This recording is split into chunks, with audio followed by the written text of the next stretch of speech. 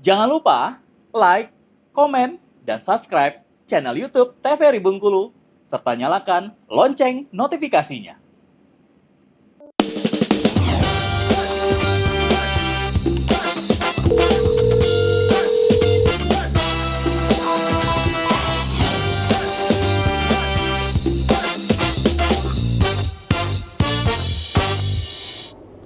Selamat pagi pemirsa, apa kabar Anda? Semoga selalu sehat dan dapat melaksanakan kegiatan sebagaimana mestinya. Senang sekali pemirsa kembali berjumpa dengan Anda bersama saya Syifa Nabila di Dokter Kito Besamo Kito Sehat. Pemirsa, hepatitis B merupakan suatu peradangan pada hati yang disebabkan karena virus hepatitis B. Penyakit ini dapat berkomplikasi menjadi sirosis hepatis hingga kanker hati. Sayangnya masih banyak penderita yang tidak sadar bahwa mereka telah terinfeksi. Hari ini kita akan membahas dan juga mengupas tuntas terkait pencegahan, penularan hingga cara mengobati hepatitis B. Tentunya saya sudah ditemani dengan dua narasumber kita, dua dokter kita yang sudah sangat luar biasa. Yakni yang pertama ada Dr. Sri Yunita, spesialis penyakit dalam. Selamat pagi, Dok. Selamat pagi. Gimana, Dok, kabarnya? Alhamdulillah baik. Baik ya, Dok. Udah siap untuk memberikan edukasi kepada masyarakat di rumah ya? Baik. Baik, yang kedua saya sudah ditemani dengan Dr. Bella Diana Citra. Selamat pagi, Dok. Gimana kabarnya, Dok? Alhamdulillah baik. Baik ya, Dok. Udah siap juga nih untuk memberikan edukasi kepada pemirsa dokter kita di rumah? Baik, pemirsa, sekali lagi saya ingatkan kepada pemirsa dokter kita di rumah, saya ingatkan kami membuka layanan Tanya Dokter di 0811 10 13 210. Baik, langsung aja kita mulai nih, Dok. Terkait dengan hepatitis B, Sipa mulai ke Dr. Sri Yunita terlebih dahulu. Sebenarnya hepatitis B ini definisi secara umumnya itu apa sih, Dok? Ya, sebenarnya kan kalau per definisi kita ambil dulu dari katanya, asal katanya. Hepatitis itu adalah kata hepar dan titis. Hepar itu bahasa Latin yang artinya hati. Sementara itis itu artinya ada peradangan. Jadi itu intinya ada peradangan di hati. Nah, kalau kita bilang hepatitis itu kan sebenarnya ada banyak macamnya ya, tergantung penyebabnya. Penyebabnya utamanya virus ya, yang sering kali kita dengar A, B, C, D dan E. Nah, cuma yang sering yang menjadi insidious, dia silent gitu ya, sering tidak disadari, itu adalah hepatitis B, dan ini efeknya itu cukup berat sehingga kita perlu pemahaman lebih mengenai hepatitis B ini gitu, lebih ke awareness seperti itu ya. Jadi diharapkan masyarakat itu bisa lebih paham, bisa lebih sadar bahwa ini tuh sebenarnya cukup berbahaya walaupun tidak tampak gejalanya, sehingga dengan semakin banyak edukasi tentang hepatitis B akan semakin banyak masyarakat yang tahu bahwa kalau seandainya kena hepatitis B apa sih yang harus dilakukan, itu apa sih yang kemungkinan akan terjadi kalau seandainya tidak dilakukan treatment atau pencegahan lah, seperti itu, kira-kira seperti itu. Oke, berarti benar ya, Dok, kalau ya, di masyarakat ya, Dok ya? Ya betul. Jadi ya sebenarnya silent killer ada macam-macam ya. Hipertensi juga silent killer. Hepatitis B juga silent. Kenapa? Ya itu tadi, dia itu sering kali tidak ada gejala. Jadi ketika pasien itu terinfeksi, dia tidak sadar bahwa dia itu terinfeksi. Ya nanti juga terlihat di slide saya. Dia tidak sadar. Yang sering kali pasien itu hanya tahu ketika sedang screening kesehatan. Ternyata HbSAg-nya positif, atau ketika dia mau operasi itu biasanya dicek dulu HbSAg. Nah, ternyata HbSAg-nya positif. Itu menunjukkan bahwa pasien ini sudah terinfeksi gitu. Nah, padahal dia tidak sadar, tidak ada gejala sama sekali gitu. Oke, berarti deteksi dininya masih sangat tergolong rendah ya, Dok, ya, untuk betul. hepatitis B. Nah, kalau dari Dokter Bella nih, Dok, sih pengen tanya, kalau misalnya kasusnya di puskesmas sendiri itu banyak nggak sih, Dok, sebenarnya yang bisa terdeteksi pada tingkat puskesmas, Dokter? Benar ya kata Dokter Nadia yang mengatakan bahwa sebenarnya hepatitis sendiri kalau pasien datang ke puskesmas kadang-kadang kita juga suka misdiagnose ya. Kadang-kadang pasiennya itu tidak spesifik gejala yang datang, hanya mual muntah, kecuali kalau misalnya dia udah bilang kok badan saya makin lama makin kuning gitu ya, baru nanti kita akan biasanya di puskesmas langsung cek nih ke hepatitis B-nya gitu.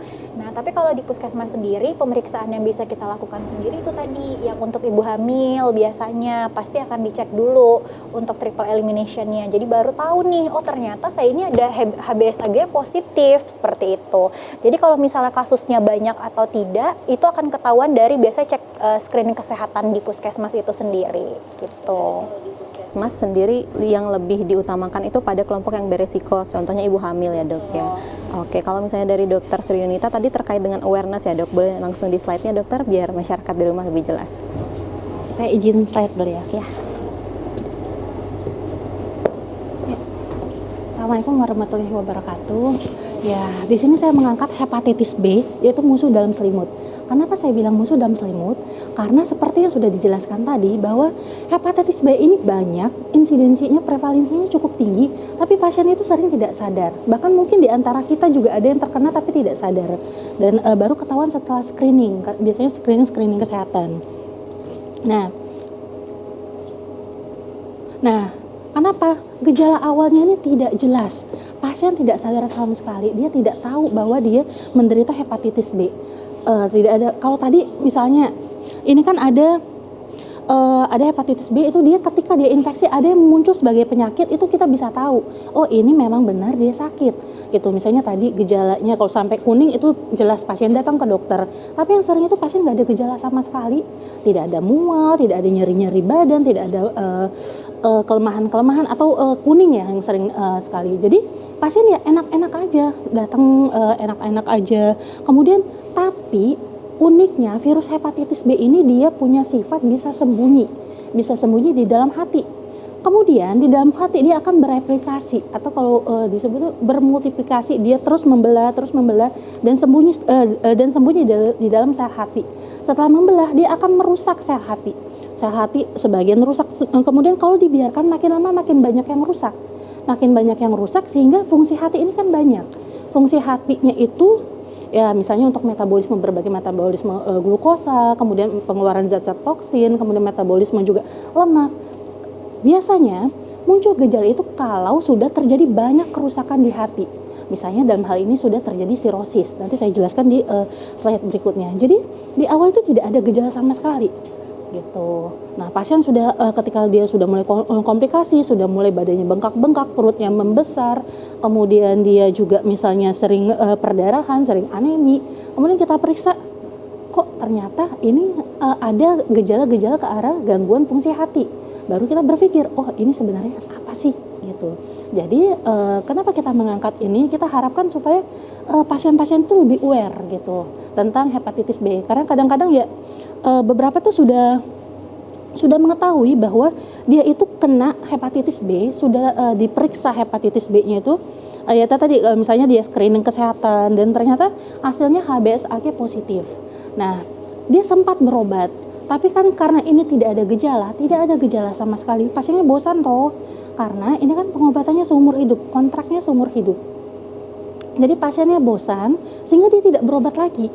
Tidak datang ke dokter dan datang ke kita sudah dalam kondisi stadium akhir dari kanker hati.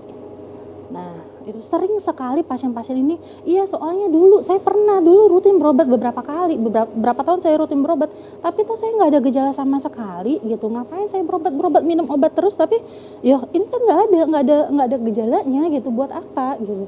Tapi ya itu tadi, dia walaupun tidak ada gejala, dia merusak pelan-pelan di dalam hati kita dan sampai fungsi hati sangat menurun sekali. Dan yang menyedihkannya itu kalau sudah ke stadium akhir seperti itu, dokter pun udah nggak bisa ngapa-ngapain lagi. Gitu. Yang bisa kita lakukan hanya terapi paliatif. Jadi kita hanya bisa yang namanya paliatif itu kan kita mengurangi penderitaan pasien. Kita tidak ada menyebabkan pasien itu sembuh, tapi hanya mengurangi saja. Karena ya namanya dokter kan manusia ya, punya keterbatasan ilmu, keterbatasan kemampuan, sehingga ya ada batasan-batasan tertentu intervensi yang bisa kita lakukan. Salah satunya dalam hal ini kalau sudah tahap akhir. Yang lebih baik ya dok untuk prognosisnya. Baik pemirsa, kita akan lanjutkan diskusi kita terkait dengan hepatitis B setelah jeda pariwara berikut ini. Tetap bersama kami di Dokter Kito Besamo Kita Sehat.